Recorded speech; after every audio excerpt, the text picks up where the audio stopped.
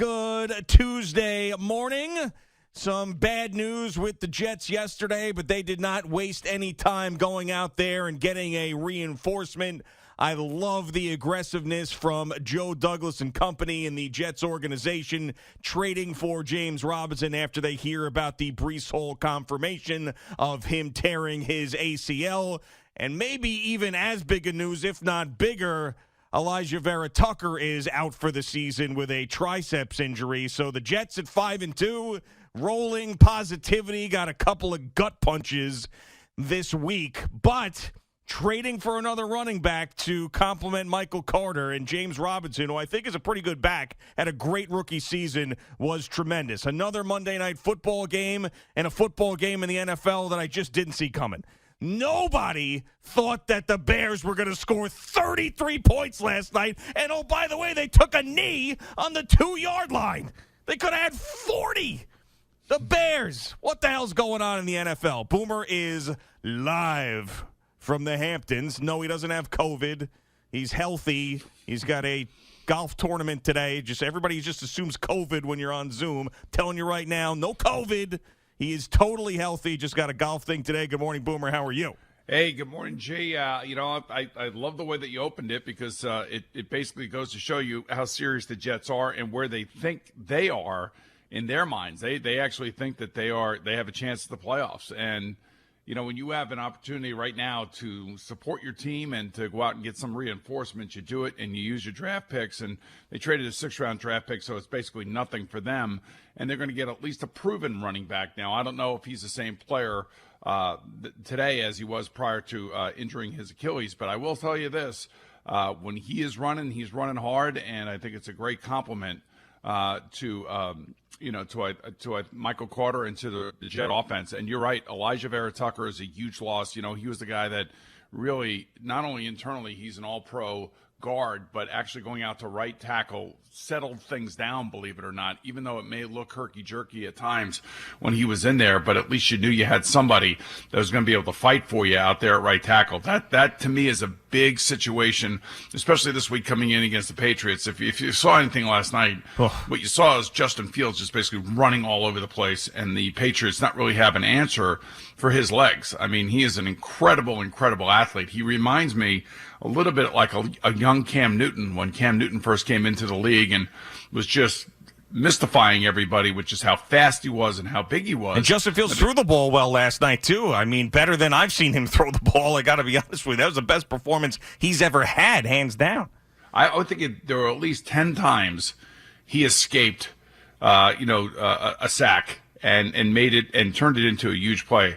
And oddly enough, the best throw of the night for him was the throw that he threw to his left behind the line of scrimmage, and it was a screen pass, and the Patriots had the perfect blitz called, and Dedrick Wise could not knock the ball down, and it turned into a Khalil Herbert touchdown.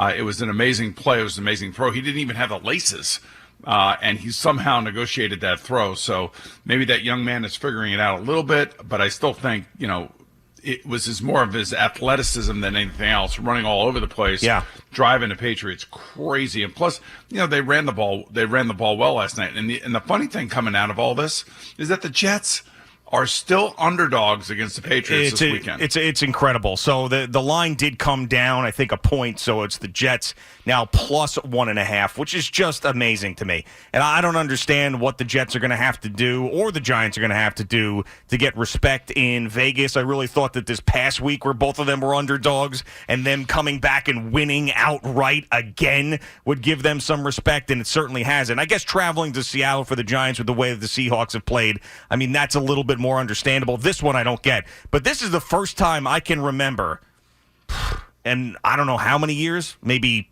20 years, 21 years, that the Jets should and are expected to beat the New England Patriots by their fan base. Now, screw what Vegas says.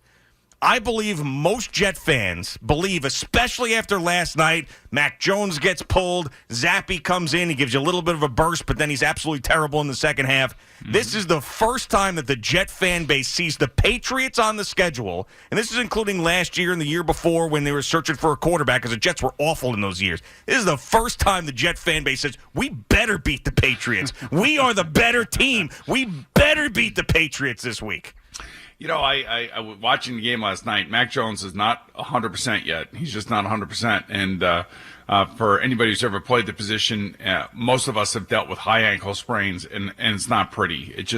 You just can't get it out of your mind that ankle sprain is still there. So I still think that he was pressed into service. I think that, they played games with him last night. According to Bill Belichick after the game, the plan was to play two different quarterbacks. But meanwhile, certain players on the team, basically said after the game they were shocked that Bailey Zappe was in the game. He certainly gave them a little something there, a little bit of juice there towards the end of the first half. But it's they're still not right at the quarterback position. That's the thing where I would say I would be confident right now, because I don't know what Mac Jones's availability is going to be for this week. I'm assuming he's going to be the starter this week, but he's still compromised. He's not 100%. I could tell he's not 100%, and he certainly didn't look comfortable last night at all in his limited time that he played.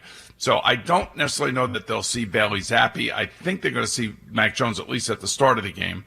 But, all that could change midweek if they decide that Mac Jones is still not 100%. I always say this, and I always thought Bill Belichick was great about this, that if you are not 100%, you have to show him in practice that you can at least go Wednesday, Thursday, and Friday. You can't just go Friday unless he tells you to take a couple days off just to, heal some bumps and bruises.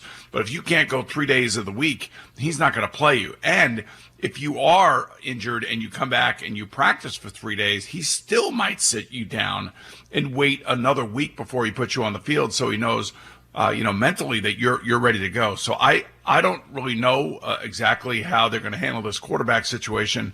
But for the Jets, they shouldn't be worrying about the Patriots. We can do that for them. They have to worry about what they're going to be doing with their offensive line now, and how they're going to shore it up, and how they're going to try to keep Zach Wilson in the pocket as opposed to himself running around and trying to, make and extend plays, because that's where you get in trouble in the NFL. Now, last night it worked for Justin Fields. Last week it kind of worked a little bit for Zach Wilson. At least he didn't throw any interceptions, didn't have any fumbles. And the nice thing about the Jets, they haven't been turning the ball over, and it's one of the reasons why they're winning. And you saw the news yesterday as to why Matt Ryan was being benched.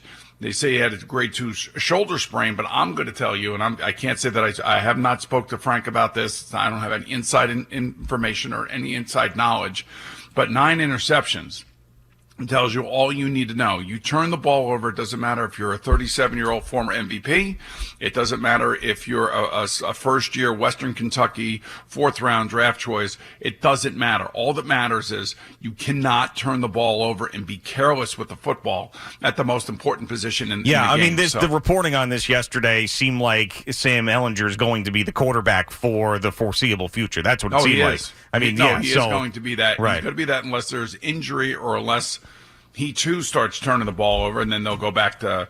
I think what Frank was doing yesterday was trying to say, look, man, this is unacceptable, And I think there's what happens in the locker room is everybody knows what's going on, and the defense has got a lot of pride over there in every locker room, every defensive locker room, and defense can get really, really frustrated. If the ball keeps is given away, and putting them in tough situations. As a matter of fact, throwing a 76 interception return for a touchdown just kills everybody, just kills the morale.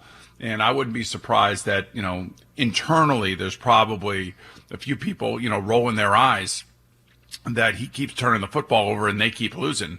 And I wouldn't be surprised if the owner got involved in this one. That owner tends to be a little bit impetuous and impatient. And, he was talking Super Bowl before the season started. Yeah. And, it only took 7 weeks before Matt Ryan's, the bloom came off the rose for him out there in Indianapolis. Yeah, so that's a team that expected to be better than they are and is really in sort of a mess. The Jets are a lot better than a lot of people expected them to be, and they're dealing with major injuries. But just like Joe Douglas went out and replaced the running back, And you're not going to get the same type of excitement from James Robinson as you did with Breece Hall. But, I mean, I think it's a great trade and really, really smart by Joe Douglas. I don't know if you can make that same type of deal for an offensive lineman. Because when you're looking, the trade deadline is November 1st. And I hope that he can. But I don't feel like when these players move, you get like edge rushers that move, you get wide receivers that move, you get running backs that move. We already saw Christian McCaffrey was traded, Cam Akers is on the block. But I feel like you don't get that like big offensive lineman that ends up moving at the NFL trade deadline. You're usually picking guys off practice squads. You're finding somebody who's buried on the depth chart and has some sort of potential because teams don't want to trade away depth at that position, and they really don't, even if a team's completely out of it. The offensive linemen these days are so precious, and there's not a lot of good ones. They don't want to part with them. You know, I was telling you last week that, Phil Simms made a very good point on the NFL today, and he basically really feels like one of the reasons why there's kind of stagnant offense and offenses are struggling is because not only backup quarterbacks are playing, that's certainly obvious to everybody, but the amount of injuries that offensive linemen throughout the league have been dealing with, and teams that have been dealing with these injuries are one of the reasons why you have such a inconsistent week in and week out kind of performance from these teams. So I don't know. Last night was a shocker, as you said. I mean, nobody saw this coming. Everybody figured Belichick, Matthew Judon, this defense, the way that the Bears have the worst passing offense in football, the least amount of passes attempted, the least amount of yards thrown for, that this was going to be a one-sided affair, and it turned out. It goes to show you how hard it is to win in the NFL, no matter who you're playing, no matter where you're playing them. And, quite frankly, it was Justin Fields' night last night. His incredible ability to escape away from the pass rush last night was ridiculous. It was, I'm sure for Patriot fans, it had to be as frustrating as hell. I'm sure it was frustrating for Bill Belichick. And I know one thing. It makes for an exciting game when you got a kid back there that does what he does and does how he does it. It's this not game, the way everybody expected this to be terrible. Like one of the Thursday night games, they expected it to be absolutely awful, and it ended up being one of the most, at least the first half. I mean, the Patriots' offense was brutal in the second half, but the first half of this game was probably the most entertaining primetime game we have seen in like the last month. And who had that? Nobody did. Now, I didn't see the Manning cast when this happened live, but I did watch it back this morning. So at the very end of the game where Justin Fields takes a knee on the 2-yard line, and it's 33-14, which ended up being the final score, Peyton Manning is beside himself because they're taking a knee. So and when they come out of the huddle, he goes, don't take a knee. Don't take a knee. Don't take a knee. They're on the 2-yard line. They could put up 40 points on the Patriots, and then they take a knee, and he's just disgusted. He's like, oh, God. And then Eli goes, you didn't like that, huh? And he goes, I feel like if you could put up 40 in Foxborough, you put up 40 in Foxborough. And he was dead serious about that. And I wondered, I love that take, especially with the way that Belichick is owned the NFL for so many years. Like, put it on him for once, especially with the Bears, so many down moments they've had. Like, I thought that would be a nice moment for him. So I agreed. I was wondering if you agreed. Well, you got to remember Peyton's history. Oh, yeah, of course, yeah.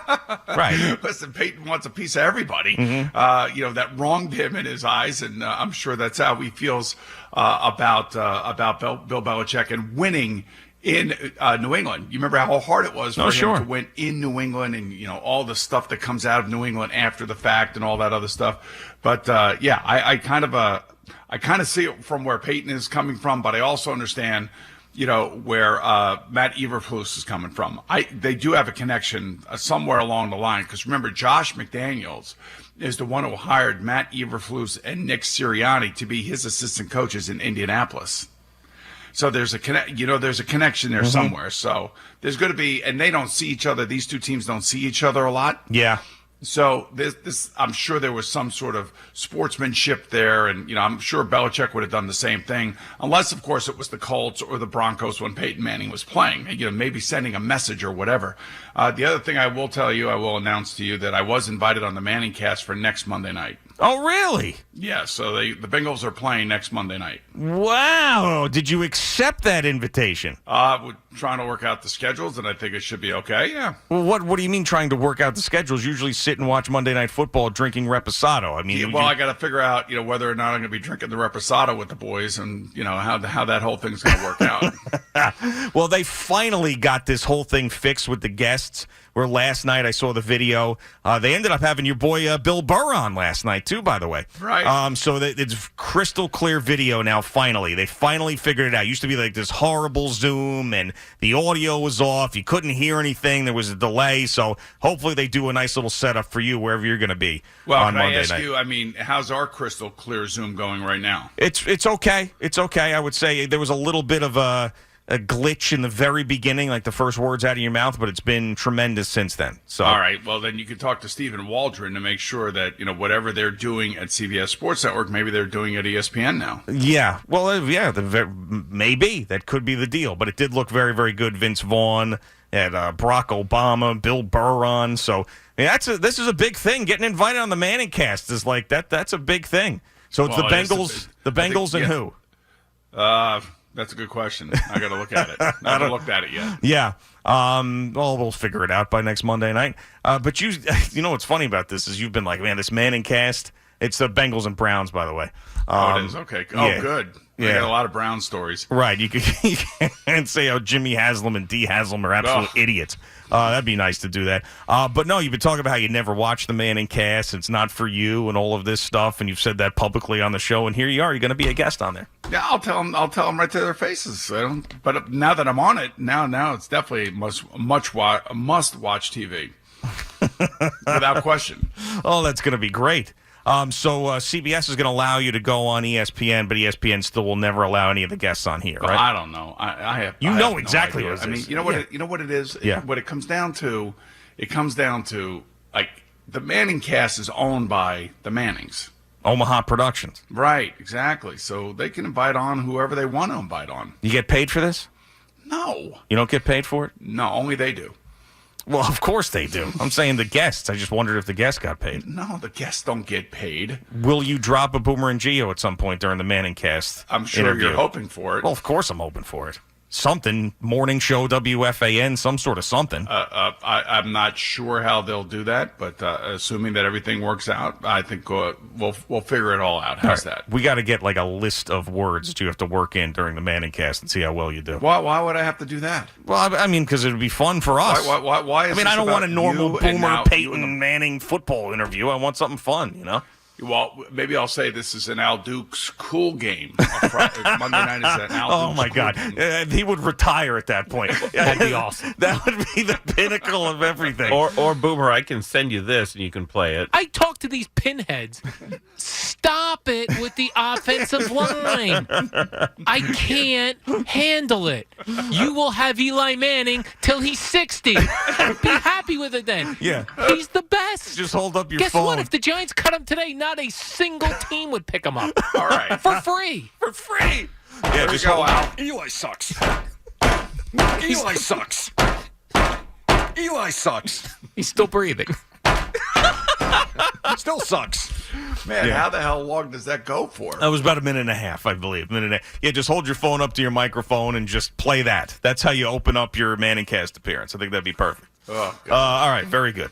Has Neil Best tweeted that out yet? That you're going to be on the Manning cast next week? Confirmed yet, so. Oh, you're I just on got there. the invite. I got the invite late last night. You're on there. Don't worry about it.